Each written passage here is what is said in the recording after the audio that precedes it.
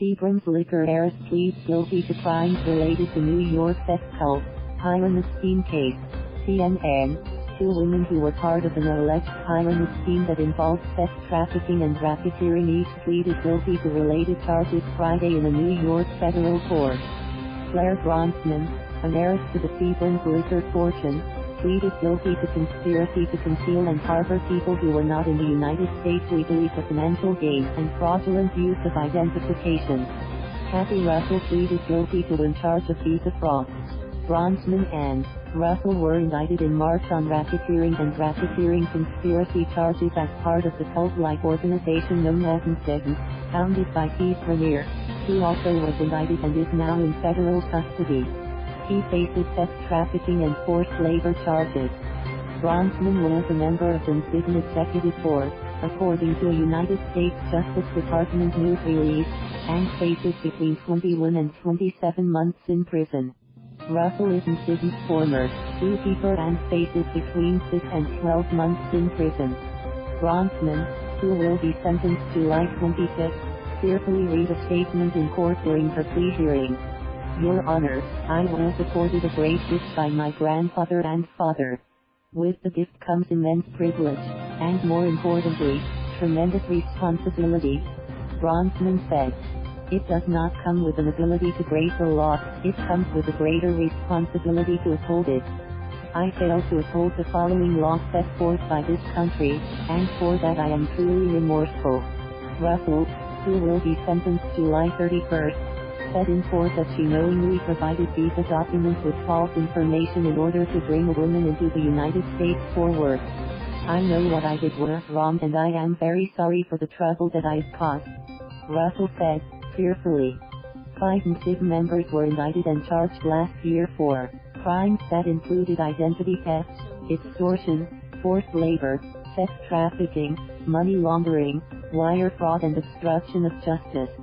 Bronfman, Russell and actress Allison Mack were among the 5 indicted and charged last year.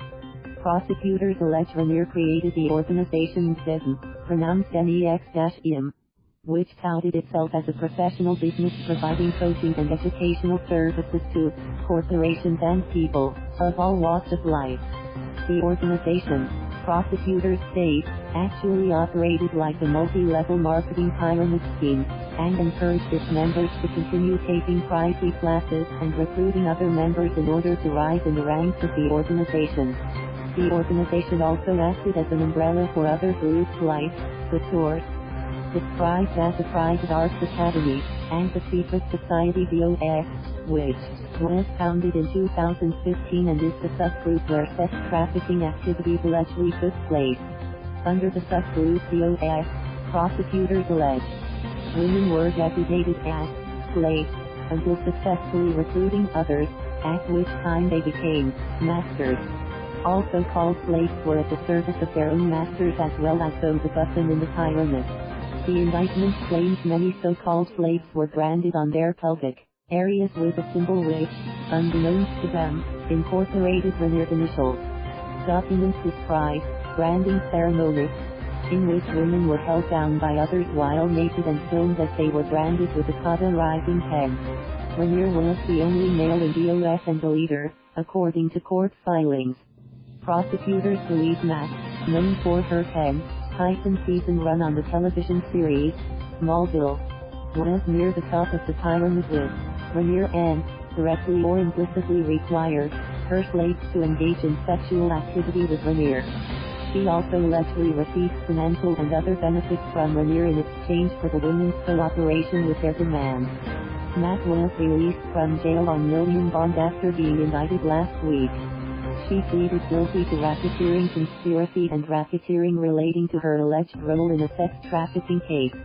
Raniere remains in federal custody in Brooklyn. If convicted, Raniere and Mack each face mandatory minimum sentences of 15 years imprisonment, and up to life imprisonment.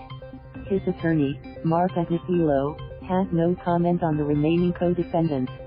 We're going to trial, Agnifilo said. The trial begins May 7th. Thank you for watching. Please subscribe.